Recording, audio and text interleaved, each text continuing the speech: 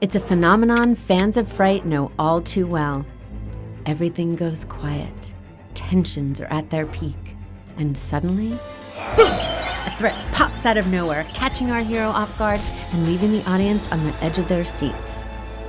Even if we're expecting it, this very effective technique of terror rarely fails to startle and shock.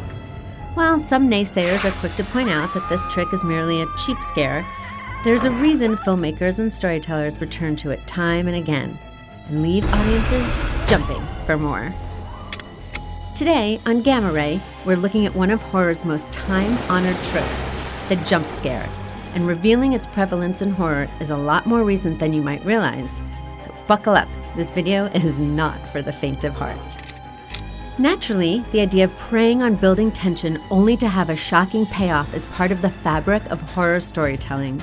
Creators and filmmakers have been playing with and subverting the audience expectations for centuries, all in the name of a good scare.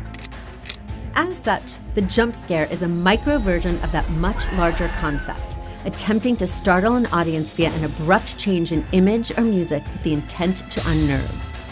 Since jump scares tend to be smaller moments of tension and release, they're usually constructed to serve the greater story, weaving anxiety throughout and letting the audience know that they shouldn't get too comfortable.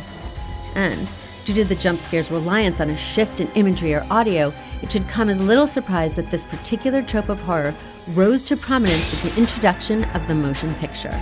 As a cinematic technique, the jump scare found its way into the larger cultural landscape in the 1970s. In fact, many film scholars point to the finale of the 1976 classic Carrie as one of the first true modern usages of the jump scare. Spoilers ahead. In the film's final punch, the sympathetic Sue Snell visits the charred remains of Carrie's home. As she reaches out to place flowers on the de facto grave, a bloody arm shoots from the earth and seizes her, leaving Sue and the audience screaming. The scene proved effective and left viewers, already jarred from the movie's iconic prom scene, buzzing with fear and excitement as they departed the theater. Seeing the potential of the cinematic moment to lend cost-effective scares to other genre fare, the horror films of the 80s took the notion of the jump scare and ran. Utilized in heavy fashion by slasher films, the success of jump scares paired with the likes of Freddy, Jason, and Michael helped cement the trope as part of modern horror's landscape. Naturally, an over-reliance on the technique led many critics to cry foul, considering it a lazy way to frighten viewers. An article by journalist Pedro Diaz accused the trope of leading to a general decline in modern horror's creative technique and execution. Still, despite the naysayers, the jump scare is as prominent and effective as ever, with several publications declaring scenes from recent horror films like The Conjuring and A Quiet Place as some of modern horror's best. But what is it about the jump scare that we love so much? Quite simply, it's horror at its rawest and simplest form, a subversion of our expectations.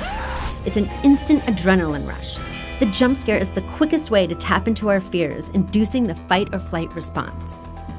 Outside of horror films, the principles of the jump scare are what haunted houses and attractions rely on. By building your tension and playing on your fears and anxieties, only to pounce on them when they're at their peak, a jump scare effectively elicits a shock and also a sense of release. It's because of this that we are both simultaneously scared and stimulated. Is it cheap? Maybe. But in the end, it works, and we love it for that reason. By playing with our expectations and packing a startling wallop, jump scares are the essence of what we crave from horror, a shock and a thrill, and having a blast in the process.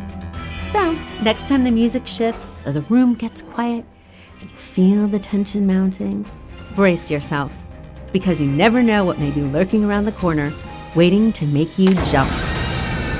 For all the latest episodes, subscribe to Gamma Ray and make sure to tell us what your favorite jump scares in horror history are. I'm Suzanne Kiley, and this is Dissecting Fear.